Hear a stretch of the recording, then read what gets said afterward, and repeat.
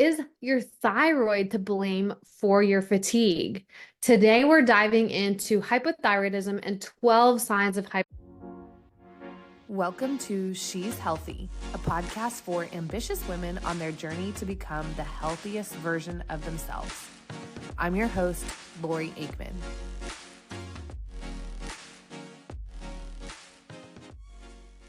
Welcome back to the She's Healthy podcast. If this is your first episode, the first episode you're listening to, my name is Lori Aikman. I'm your host. I am a nurse practitioner and I'm the founder and CEO of Crown Executive Health, where we help busy professional women regain and sustain their energy through comprehensive hormone management with a functional medicine approach. And I would say fatigue is one of the top complaints that I hear from nearly every woman I talk to. And I know that in practice, when I was practicing, I now have a telemedicine practice, but when I was in practice in office, I would see women all the time when they were coming in with symptoms like this that we're going to talk about today. They would say, I think it's my thyroid. Can you check my thyroid? And so this is the beginning of a little series that we're going to do on the thyroid and hypothyroidism. We're going to talk through signs and symptoms, how the thyroid actually works, treatment for the thyroid, and the different lab tests you want to get checked for hypothyroidism or hyperthyroidism, and the right values, things like that. So this is going to be a deep dive. These episodes are going to be awesome. You're going to get a lot of value out of this. So stay tuned. And I want you to invite you to pass this on. I'm going to talk some statistics today. Even just of my patients, there's so many women that do have hypothyroidism. So pass this on to somebody who needs to hear this. Okay. Before I dive in, I do have to give you my medical disclaimer. I am a nurse practitioner, but this podcast is for informational purposes only. It does not constitute, direct medical advice. So I always remind you to, learn from this podcast, glean the information from it, but then go ahead and work with your doctor, your practitioner, your provider before you're making changes to your health plan. Okay. All right. So let's dive in. And again, I just want to say, if this is your first time listening, I try to keep these episodes max of 30 minutes. So they're nice, action-packed, quick episodes that you can listen to, when you're on the way to work, driving in your car, things like that. Okay. So thyroid disease is all over. So there are some estimates that like 1 out of 10 people have thyroid disease, and it's much, much more common in women than it is in men. And I think too, it's just in my experience, it's much more talked about. Hence, like I said, when I was working in the family practice office, like a regular doctor's office setting, nearly every woman who is struggling with fatigue or changes with their hair or things like that would say, I think it's my thyroid. I need to get my thyroid checked. And so you're not off at all if you're thinking that. But what I'm going to talk through today is how the thyroid actually works. What are some signs? And then I might break this up into another episode, probably will. We'll talk about like, what are things that can affect your thyroid function, but you don't necessarily like have hypothyroidism, right? We're looking with a functional medicine approach. We want to look at root cause. And it's not always, we kind of think of thyroid disease as like an on and off switch, like you have it or you don't. And what I see in practice is that you can have suboptimal thyroid function from other root causes. So we're going to talk through that. Okay. So today is a little bit of intro. What I'm going to talk through is a little bit of like, how does your thyroid even work? What the heck is it? So, your thyroid is a little, like they always say, a little butterfly shaped gland that's right here at your neck. So if in a man that has an Adam's apple, you would feel right there, like kind of in the middle. I'm trying to turn in the middle of the neck, and it's right below. So when your doctor maybe checks your thyroid during a physical, they're going to put their hands like just above your collarbone, right here on your neck, because that thyroid gland sits right there, and they're going to ask you to swallow because it elevates the thyroid up, and then they might be able to feel it. It's good if they don't feel it because it's not enlarged. If they do feel it, especially if like one side's bigger than the other, that would be a clue that there's like enlargement, thyroid nodules, things like that.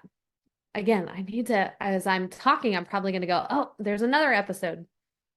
So let's talk about how the thyroid actually works. So first, we actually have to start in the brain. So we have a gland in our brain called the hypothalamus. And the hypothalamus, I've explained this before, like the hypothalamus is like the CEO, like the hypothalamus kind of gets the signals from the rest of the body. And the hypothalamus then releases chemicals and hormones to other parts of the body, kind of like directing track and saying, hey, we're going to do this, we're going to do that. So the hypothalamus sends TRH, thyrotropin releasing hormone, to the pituitary. So pituitary is then another gland below that in the brain.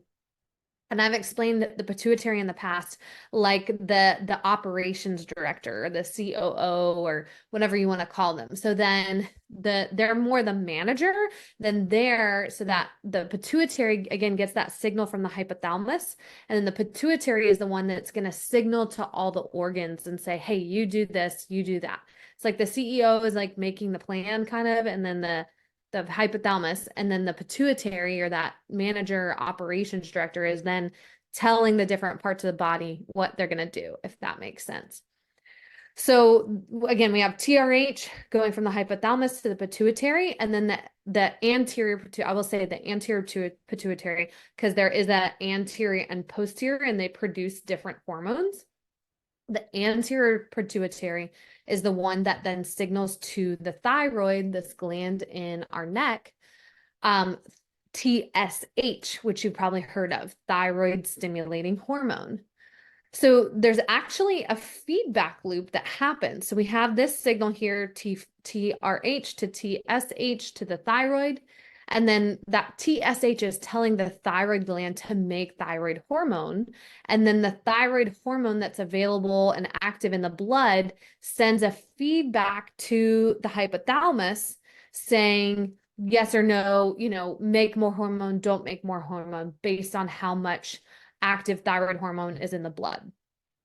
So then stay with me here. I'm trying to explain this like easy. I feel like we don't know about this. We just know, oh, it's I have underactive thyroid, but what's actually happening? So then, okay, we have TSH signal to the thyroid.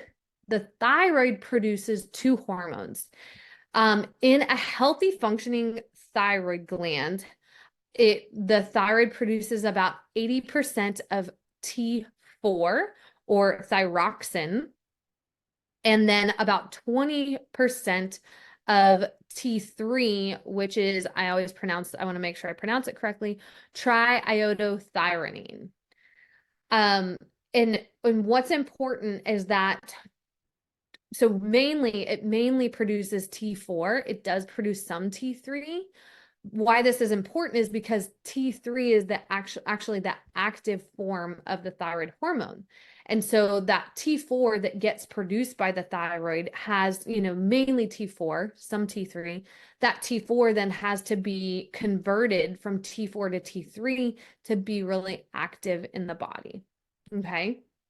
So you might be thinking here, like, gosh, I've only ever had a TSH checked, right? There's so many more hormones at play and so many things that can be off that we, in the conventional medicine setting, we actually don't test for them very often unless you actually have hypothyroidism and we're going, okay, let's manage it well. So something you have to know is that process of converting T4 to T3, it's called deiodination. So if you remember, T3 is called triiodothyronine.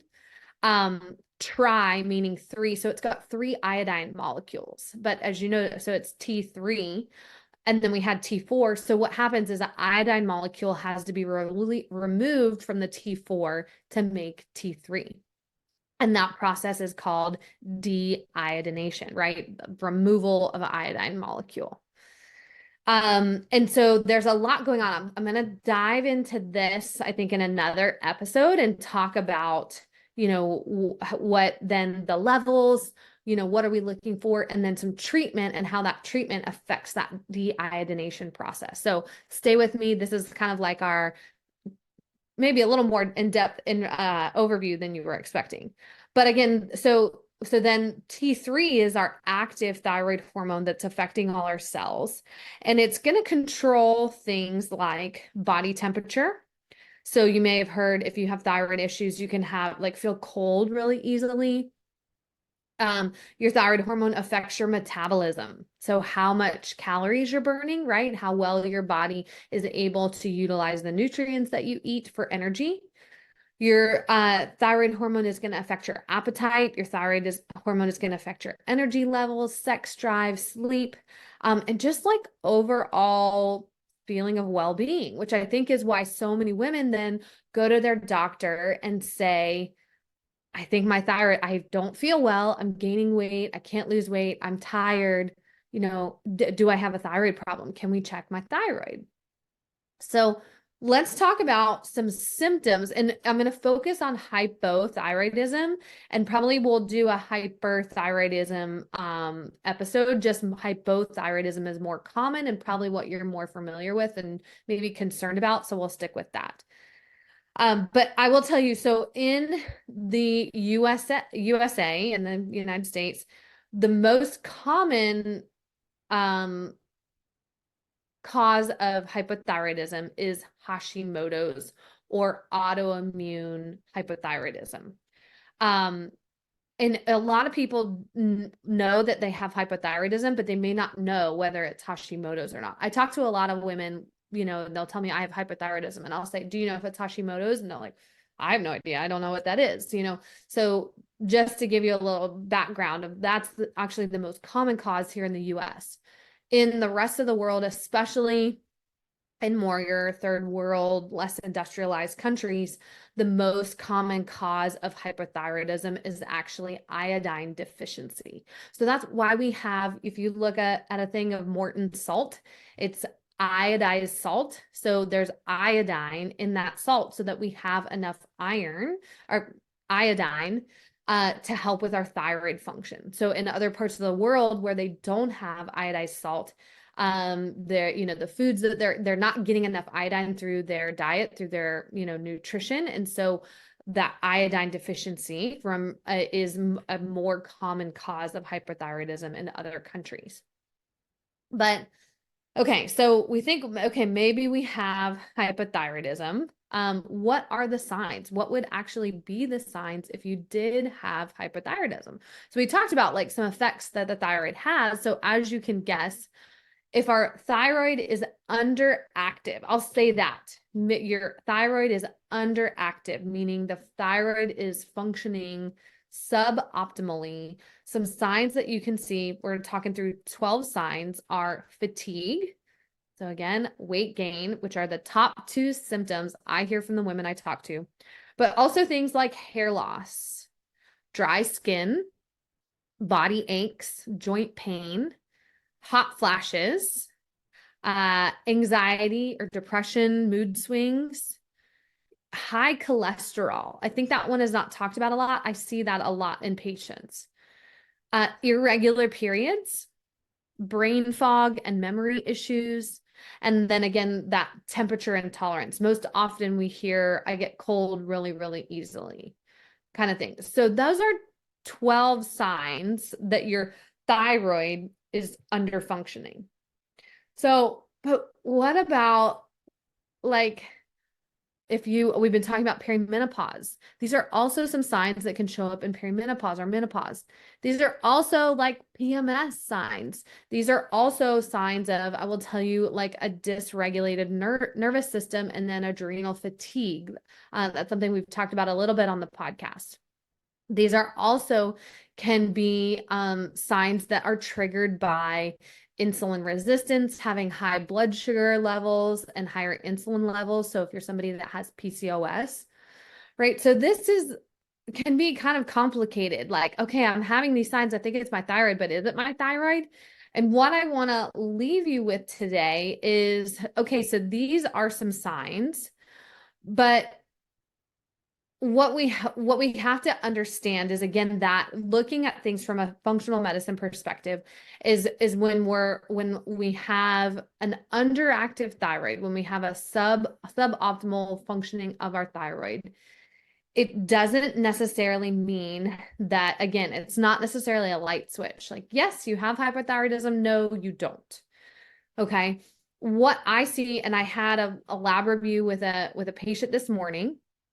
What I see in practice is this underactive suboptimal function. So this client in particular, her TSH, I'm not going to get into levels today, we'll do that in another episode, but her TSH was higher than optimal.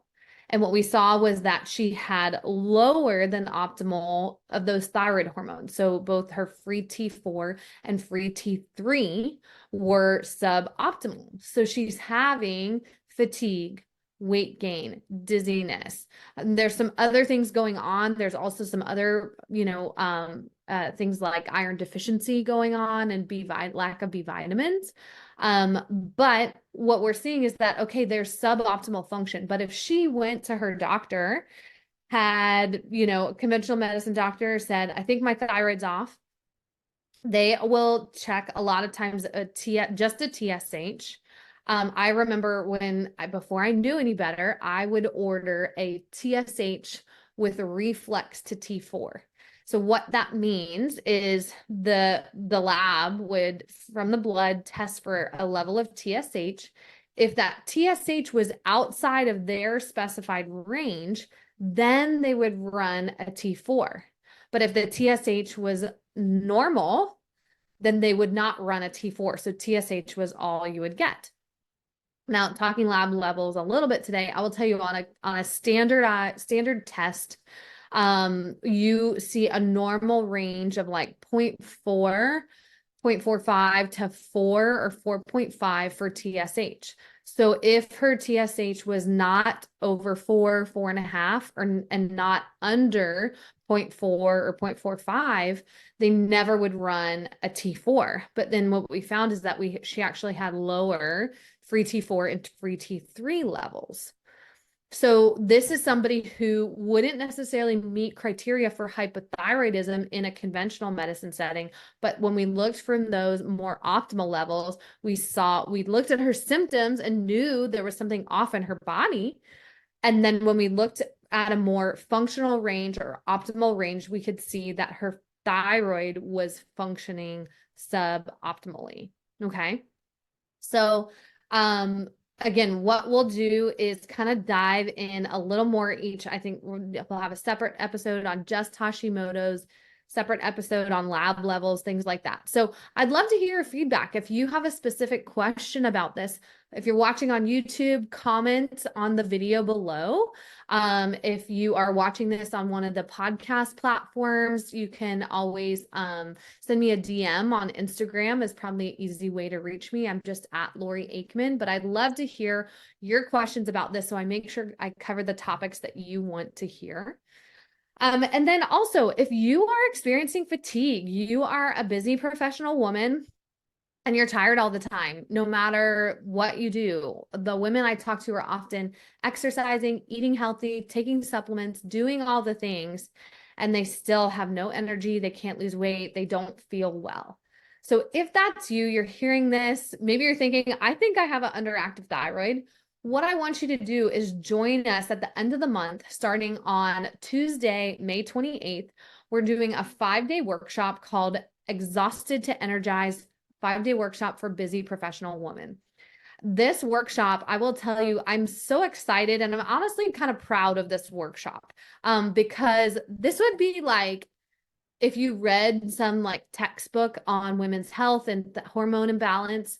Like, you would get I'm teaching all that information in this 5-day workshop.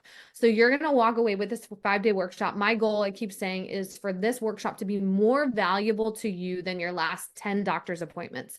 I want you to walk away with more understanding about your body, how it functions, and how to feel better than you've gotten from any book you've read, any doctor, again, doctor's appointments you've gone to. Even if you've been to a functional practitioner, I unfortunately work with a lot of women like that who have been to a functional practitioner, they've had lab testing done, and they are just stumped. They still don't feel well. We're going to be deep diving into all of that. So don't miss that. What I'll do is post the link below in the comments on YouTube or in the show notes on the podcast platforms. And I really hope to see you there. The workshop is free.